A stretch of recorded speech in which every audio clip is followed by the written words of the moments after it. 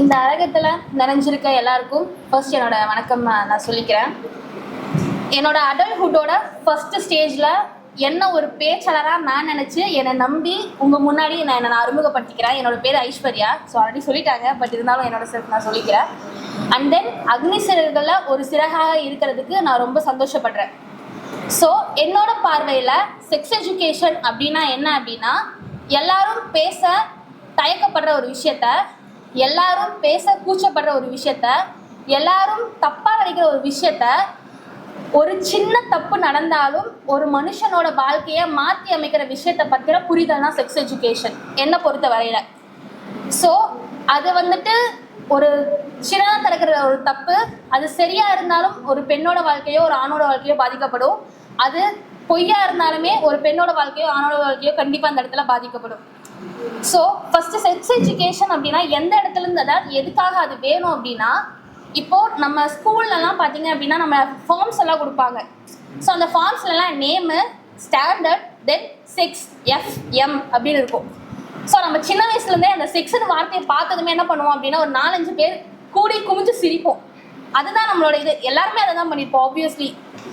So அதுக்கப்புறம் என்ன பண்ணுவோம் அப்படின்னா, லைக் இதை பற்றின தெரிஞ்சுக்கிற விஷயம் நம்ம யார்கிட்ட கேட்டால் இதை பற்றின நம்மளுக்கு தெரியும்னு யோசிப்போம். டீச்சர்லாம், அதாவது ஸ்கூலில் மிஸ்ஸு சார்லாம் ஒரு பொண்ணு ஒரு பையன்கிட்ட பேசினாலே ஒரு 5 பேர் நம்மளை நடுவில் கூடி வச்சு நின்று ஒரு 5 நிமிஷம் பேசுவோம், ஒரு 1/2 மணி நேரம் பேசுவாங்க. அந்த பீரியட் நம்ம தான் அவங்களுக்கு வந்துட்டு ஒரு டைம் பாஸாகவே இருக்கும். ஆக்சுவலாக இதை நான் சொல்லணும்னு சொல்லலை, உண்மையாக நடக்கக்கூடிய ஒரு விஷயம் தான் இது. ஒரு பொண்ணு ஒரு பையன்கிட்ட பேசினாலும், ஒரு பையன் ஒரு பொண்ணுக்கிட்ட பேசினாலும் அந்த பீரியட் அவங்க தான் டைம் பாஸ். ஒரு 5 பேர் நின்று பேசுவாங்க கண்டிப்பாக. அதுக்கப்புறம் என்ன அப்படின்னா, ஸோ டீச்சர் கிட்ட போய் செக்ஷன் விஷயம்லாம் கண்டிப்பாக கேட்கவே முடியாது. ஸோ பேரண்ட்ஸ், என்னதான் இப்போ இருக்க ஜென்ரேஷனில் பேரண்ட்ஸ் நாங்கள் உங்கள் ஃப்ரெண்ட்லியாக தான் நடந்துக்கிறோம். ஸோ உனக்கு என்ன வேணுமோ கேட்கணுமோ என்கிட்ட சொல்லு, உனக்கு என்ன தெரியணுமோ சொல்லு, நான் உன்னோட ஃப்ரெண்ட்லியாக பேரண்டாக தான் இருக்கேன்னு சொல்லுவாங்க. ஆனால் லவ்னு சொன்னாலே ஊடு கட்டி அடிக்கிற குடும்பம் எங்களோடதெல்லாம். இங்கே போய் நான் செக்ஸ்னு ஒரு விஷயத்த அடிச்சிட்டேன் சொல்லிட்டேன் அப்படின்னா அவ்வளோதான், நான் முடிச்சுட்டிங்க போங்க, அப்படி தான் இருக்கும். ஸோ இப்படி இருக்கும்போது அந்த ஏஜில் என்னால் தெரிஞ்சுக்க வேண்டியன்னு நினைக்கிற எல்லாருக்கும் கண்டிப்பாக கேட்க முடியாது. தென் நெக்ஸ்ட் எப்படி தெரிஞ்சுக்கணும்னு நினைப்பாங்க அப்படின்னா, அவங்களுக்கு தெரிஞ்ச அண்ணா இல்லைன்னா அக்கா. ஸோ அந்த அண்ணா கிட்ட கேட்கும்போது ஒரு சில பேர் என்ன பண்ணுவாங்க அப்படின்னா, டே தம்பி அதெல்லாம் தப்பு, அதை பற்றி நீ தெரிஞ்சுக்க கூடாதுன்னு சொல்லுவாங்க. அதுக்கப்புறம் பொண்ணாக இருந்தாலும் சரி அதே தான் சொல்லுவாங்க. இன்னொரு சைடு என்ன சொல்லுவாங்க அப்படின்னா, அவங்களுக்கு எப்படி சொல்லணும்னு தெரியாது, டே இதை பாடுறா இதுதான்டா செக்ஸ்ன்னு சொல்லி காமிச்சிடுவாங்க. ஸோ 2 சைடுமே என்ன ஆகும் அப்படின்னா, ஹார்மோன்ஸ் அப்போ தான் இன்னும் அதிகமாக வேலை செய்ய ஆரம்பிக்கும். தெரிஞ்சவங்க என்ன பண்ணுவான் அப்படின்னா, ஓ இதுதானா, அது பார்க்க நல்லா இருந்துச்சு, அப்போ தான் அவன் ஹார்மோன்ஸ் இன்னும் இன்பில்ட் ஆகும் உள்ள, அது நல்லா இருந்ததே பார்க்க அப்படின்னு, ஓ இதுதான் இதா அப்படிங்கிற மாதிரி தப்பான தாட் அவன் மனசுக்குள்ளே வரும். தெரியாதவன் என்ன பண்ணுவான் அப்படின்னா, நம்மளுக்கு தெரியல அதை பற்றி, நம்மளுக்கு எல்லாருக்குமே என்ன அப்படின்னா தெரியாத ஒரு விஷயத்தை பற்றின தேடுதல் தான் ரொம்ப அதிகமாக இருக்கும்.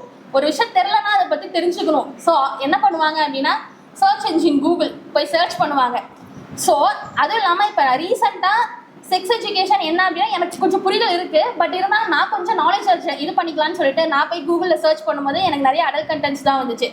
நான் சர்ச் பண்ணும்போது எனக்கு அதுதான் வருதுங்கும் போது அவங்க சர்ச் பண்ணும்போது ஆப்வியஸ்லி அவங்களுக்கும் அதுதான் வரும். ஸோ அவங்க என்ன பண்ணுவாங்கன்னா, கூகுள் மூலயமா ஒரு பொது செயலி மூலயமா அவங்க அதை தெரிஞ்சுப்பாங்க.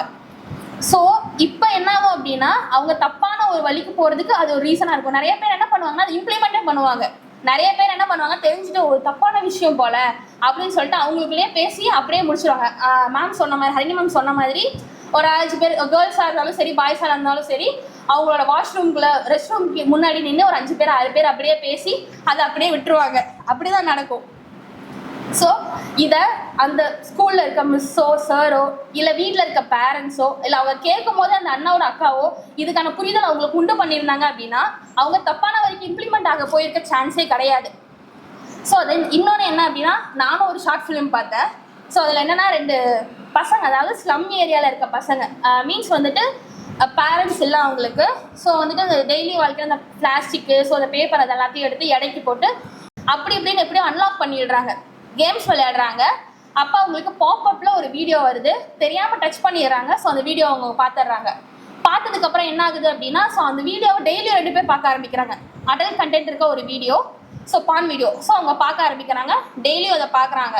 ஸோ பார்த்ததுக்கப்புறம் என்ன ஆகுது அப்படின்னா, ஸோ அதே ஸ்லம் ஏரியாவில் அதாவது ஸ்கூலுக்கெல்லாம் போகாமல் அவங்க அம்மா அப்பா வேலைக்கு போனதுக்கப்புறம் ஒரு 4-5 குழந்தைங்க, அதாவது ஒரு 2-3 பசங்கள்லாம் வந்துட்டு விளையாண்டுட்டு இருக்காங்க. அப்போ 7 வயசுல ஒரு சின்ன பொண்ணு, அதாவது படம் பார்த்த அந்த பசங்களுக்கு ஒரு 15-16 அந்த ஏஜ் இருக்கும். ஸோ ஒரு 7 வயசு இருக்க சின்ன பொண்ணை ஒரு 2 பசங்களுமே பார்க்குறாங்க.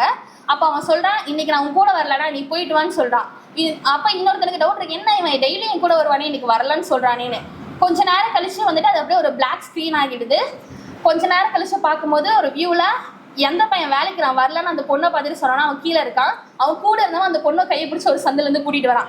ஸோ இங்கே என்ன நடந்திருக்கும்னு உங்களுக்கு எல்லாருக்குமே தெரியும்னு நான் நினைக்கிறேன். ஸோ யாருக்கு எப்படிப்பட்ட புரிதல் வேணும் அப்படிங்கிறத நம்ம தான் சொல்லிக் கொடுக்கணும். ஸோ என்னை பொறுத்த வரைக்கும் என்ன அப்படின்னா, ஃபஸ்ட்டு இதுக்கெல்லாம் நம்ம தான் காரணம். பிளேமிங் அண்ட் ஜட்ஜிங் எப்பயுமே நம்ம பண்ண வேண்டாம். ஸோ இப்போது நம்ம இப்போ ஒரு விஷயம் தப்பாக நடக்குது, ஒரு பையன் வந்துட்டு ஒரு பேட் டச் பண்ணிட்டான், ஐ மீன் பஸ்ஸில் போகும்போதும் சரி இல்லை ஒரு பப்ளிக் பிளேஸ்லேயோ சரி உன்னை பேட் டச் பண்ணிட்டானே, நீ இந்த ட்ரெஸ் போட்டு போன அதனால தான் உன்னை வந்துட்டு அப்படி தொட்டிருக்கான். ஸோ எங்கேயாவது உங்கள் ட்ரெஸ்ஸு கொஞ்சம் விலகி இருந்தால் கூட பார்க்குறோம், நம்ம பார்க்காதன்னு என்றைக்குமே சொல்கிறது கிடையாது. உங்கள் ட்ரெஸ்ஸு சரியில்லை அட்ஜஸ்ட் பண்ணுங்கன்னு தான் சொல்கிறோம். ஸோ பார்க்குறான் என்றைக்குமே நீ பார்க்காதன்னு யாருமே போய் சொன்னதும் கிடையாது, தட்டி கேட்டதும் கிடையாது. ஸோ செகண்ட் ஒன் வந்துட்டு ஜட்ஜிங். ஒருத்தங்க இந்த விஷயம் தெரிஞ்சுக்கணும்னு அந்த பையனோ இல்லை ஒரு பொண்ணோ இந்த விஷயம் தெரிஞ்சுக்கணும்னு வந்து உங்கள் முன்னாடி நின்று கேட்கும்போது, இதை தெரிஞ்சுக்கிட்டா அவன் தப்பான பையனாக தான் இருப்பான், இந்த விஷயத்தை கேட்குறனால அது தப்பான பொண்ணாக தான் இருப்பான்னு நம்ம ஜட்ஜ் பண்ணுறதுனால தான் இங்கே மோஸ்ட்லி செக்ஸ் எஜுகேஷனை பற்றின தெரிஞ்சுக்கணும்னு ஆர்வம் யாருக்குமே ஐ மீன் அதை பற்றின தெரிஞ்சுக்கிறது ஒரு முக்கியத்துவம், அதை யாருக்குமே வந்துட்டு அதை வெளியே கொண்டு வர மாட்டேங்கிறாங்க. இன்னொன்று என்ன நீங்கள் கேட்கலாம், செக்ஸ் எஜுகேஷனை ஸ்கூல்லேருந்தே எப்படி கொண்டு வர சொல்கிறீங்க, அது வந்துட்டு ஒரு 6 வயசு பொண்ணுக்கு 7 வயசுக்கு பொண்ணுக்குலாம் நான் செக்ஸ் எஜுகேஷனை பற்றி என்னென்னு சொல்லி தருவேன்னு கேட்குறாங்க.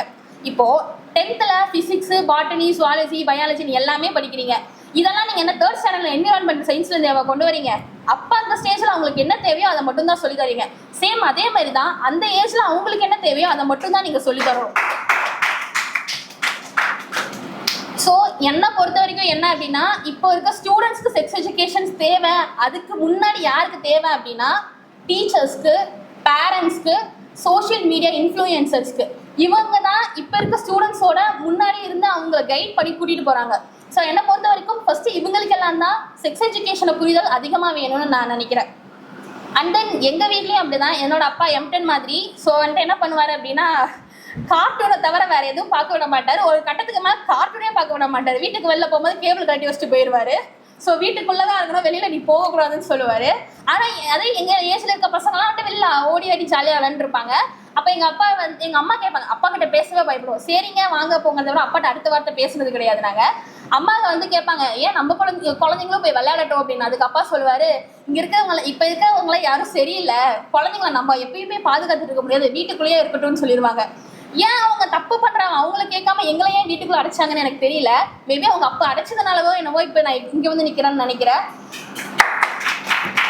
ஸோ என்னை பொறுத்த வரைக்குமே செக்ஸ் எஜுகேஷன் யாருக்கு இப்போ தேவை அப்படின்னா, டீச்சர்ஸ்க்கு, பேரண்ட்ஸ்க்கு, சோஷியல் மீடியா இன்ஃப்ளூயன்சர்ஸ்க்கு தான் தேவை அப்படின்னு என்னோட பேச்சை நான் முடிச்சுக்கிறேன். தேங்க்யூ.